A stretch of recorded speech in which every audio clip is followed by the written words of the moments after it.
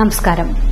മഴക്കാലം എപ്പോഴും രോഗങ്ങളുടേത് കൂടിയാണ്, പ്രത്യേകിച്ച് കുട്ടികളിൽ. സ്കൂൾ തുറക്കുക കൂടി ചെയ്ത സാഹചര്യത്തിൽ കരുതൽ അല്പം ഏറെ വേണം. മഴക്കാലവും രോഗപ്രതിരോധ മാർഗങ്ങളും എന്നത് സംബന്ധിച്ച് ഇന്ന് നമ്മളോട് സംസാരിക്കുകയാണ് 27 വർഷത്തെ സേവനത്തിന് ശേഷം വടകര ഗവൺമെന്റ് ജില്ലാ ആശുപത്രിയിൽ നിന്നും വിരമിച്ച ശിശുരോഗ വിദഗ്ധൻ, ഇപ്പോൾ വടകര ഡയമണ്ട് ഹെൽത്ത് കെയറിലെ ചൈൽഡ് സ്പെഷ്യലിസ്റ്റുമായ ഡോക്ടർ സി ഹമീദ്. നമസ്കാരം. ഞാൻ ഡോക്ടർ സി ഹമീദ്. 27 വർഷത്തെ സർക്കാർ സേവനത്തിന് ശേഷം diamond polyclinic health care Vadakara കുട്ടികളുടെ സ്പെഷ്യലിസ്റ്റായിട്ട് സേവനം തുടരുന്നു. മഴക്കാല രോഗങ്ങളാണ് നമുക്കിനി വരാൻ പോകുന്നത്. മഴക്കാലം വരുന്നതോട് കൂടെ തന്നെ അതോടനുബന്ധിച്ച് രോഗങ്ങളും തുടങ്ങാറായി. ഈ കാര്യങ്ങളെ പറ്റി നമുക്കൊന്ന് വിശദമായി ചർച്ച ചെയ്യാം.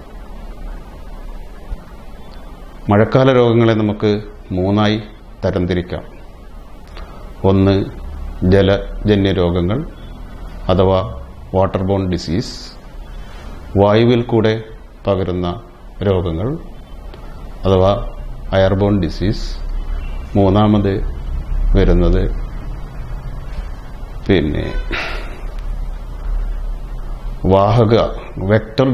വെക്ടർ ബോൺ ഡിസീസ് അഥവാ വാഹകരിൽ കൂടെ പകരുന്ന അസുഖങ്ങൾ. ഇതിൽ വെള്ളത്തിൽ കൂടെ പകരുന്ന അസുഖങ്ങളെപ്പറ്റി ആദ്യമായി പറയാം. അതിൽ ഏറ്റവും പ്രധാനപ്പെട്ടത്, ഏറ്റവും സർവ്വസാധാരണമായിട്ടുള്ള അസുഖമാണ് വയറിളക്കം. വയറിളക്കം 90% വയറിളക്കവും റോട്ടാ വൈറസ് എന്ന് പറയുന്ന വൈറസിൽ കൂടിയാണ് പകരുന്നത്. ഇത് വെള്ളരൂപത്തിലുള്ള മലം പോവുകയും അതോടുകൂടെ തന്നെ ശരീരത്തിലെ ലവണങ്ങൾ നഷ്ടപ്പെടുകയും പനി, ഛർദി എന്നിവ കൂടെ കാണുകയും ചെയ്യും.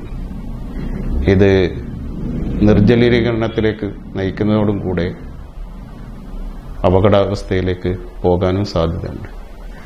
രണ്ടാമത് ഏറ്റവും ഭീകരമായിട്ടുള്ളത് കോളറയാണ്.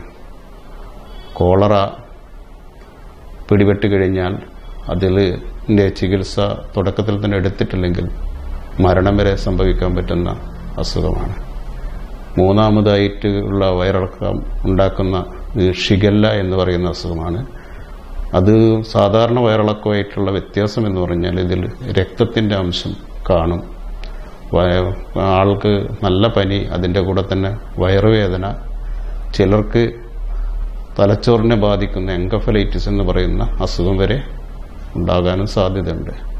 മൂന്നാമത് സർവ്വസാധാരണമായി മഴക്കാലത്ത് കാണുന്ന സാൽമണലോസിസ്, അതായത് ഫുഡ് പോയ്സണിങ്. അതും ഇതേമാതിരി തന്നെ വയറ് വെള്ള രൂപത്തിലും വരാം, അതേപോലെ തന്നെ രക്തം കൂടെ പോകുന്ന രൂപത്തിലും വരാം. ഇതിൽ ടൈഫോയിഡ് എന്ന പനിയിലേക്കും ഇത് നയിക്കാറുണ്ട്. രണ്ടാമത് മഴക്കാലത്ത് കാണുന്ന വെള്ളത്തിൽ കൂടെ ഭക്ഷണത്തിലും കൂടിയും പകരുന്ന അസുഖം മഞ്ഞപ്പിത്തം. ഹെപ്പറ്റൈറ്റിസ് എ എന്ന വൈറസ് നമ്മുടെ ശരീരത്തിൽ ഭക്ഷണത്തിൽ കൂടെയും മാലിന്യം കലർന്ന ഫുഡിലൂടെയും ശരീരത്തിൽ പ്രവേശിച്ചു കഴിഞ്ഞാൽ നമുക്ക് മഞ്ഞപ്പിത്തം എന്ന അസുഖം ഉണ്ടാകാറുണ്ട്. പിന്നെ വെള്ളത്തിൽ നിന്നും ഡയറക്റ്റായിട്ട് ഉണ്ടാകുന്ന മഴക്കാല രോഗങ്ങൾ ഏറ്റവും പ്രാധാന്യം ലെപ്റ്റോസ്പൈറോസിസ് അഥവാ എലിപ്പനി എന്ന വിഭാഗത്തിൽപ്പെട്ടുള്ള പനിയാണ്. അത് പകരുന്നത് ഭക്ഷണത്തിൽ കൂടിയോ വെള്ളത്തിൽ കൂടിയോ അല്ല. കെട്ടിക്കിടക്കുന്ന വെള്ളം, അതിൽ എലിമൂത്രം വിസർജിച്ചു കഴിഞ്ഞാൽ സ്പൈറോകിറ്റ് എന്ന വിഭാഗത്തിൽപ്പെട്ട ബാക്ടീരിയ, അത് ഈ വീൽസ് ഡിസീസ് അഥവാ ലെപ്റ്റോസ്പൈറോസിസ്, അതല്ലെങ്കിൽ എലിപ്പനി എന്ന പനി ഉണ്ടാക്കുകയും ആദ്യം തുടക്കത്തിൽ തന്നെ കണ്ടുപിടിച്ചിട്ടില്ലെങ്കിൽ മാരകമായ അസുഖമായി മാറുകയും നമ്മുടെ ശരീരത്തിലെ എല്ലാ അവയവങ്ങളും നിർജീവമാവുകയും മരണത്തിലേക്ക് നയിക്കുകയും ചെയ്യുന്നു. പിന്നെ രണ്ടാമത് നമ്മൾ മഴക്കാലത്ത് കണ്ടുവരുന്ന സാധാരണ അസുഖമാണ് വായുവിൽ കൂടി പകരുന്ന അസുഖം, റെസ്പിറേറ്ററി ഇൻഫെക്ഷൻസ്. അതിൽ ഏറ്റവും സർവ്വസാധാരണമായി വലിയ കുഴപ്പങ്ങളൊന്നും ഉണ്ടാവാത്ത ഒരു അസുഖമാണ് ഫ്ലൂ, ജലദോഷപ്പനി. അതാണ് സർവ്വസാധാരണമായിട്ട് കാണാറുണ്ട്. പക്ഷേ അതിൻ്റെ കൂടെ H1N1 എന്ന് പറയുന്ന മാരകമായ വൈറസ് രോഗവും കൂടെ ന്യൂമോണിയയിലേക്ക് നയിക്കുന്ന രോഗങ്ങളും ഉണ്ടാവാറുണ്ട്. ഇത് നമ്മൾ തിരിച്ചറിയണം. പിന്നെ നമ്മുടെ ഈ കൊറോണ വൈറസ്, കൊറോണ ഇവിടെ നിന്നും നാട്ടിൽ നിന്നും പോയിട്ടില്ല എന്ന് എല്ലാവർക്കും അറിയാം.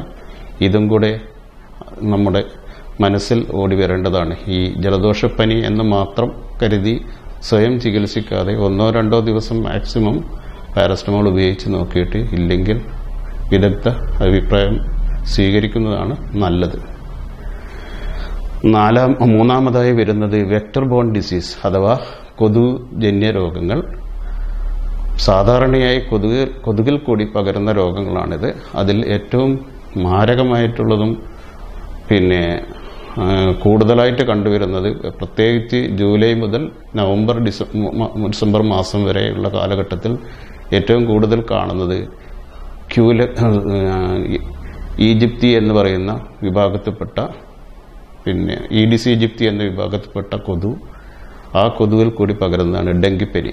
അതായത് നാടൻ ഭാഷയിൽ പറഞ്ഞാൽ കൗണ്ട് കുറഞ്ഞ പനി.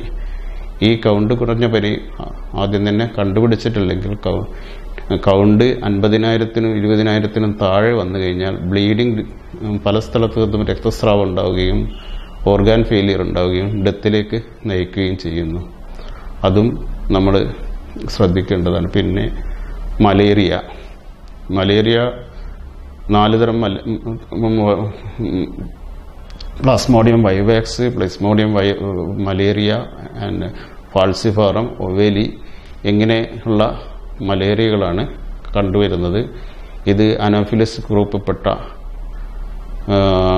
കൊതുകുകളാണ് പരത്തുന്നത്.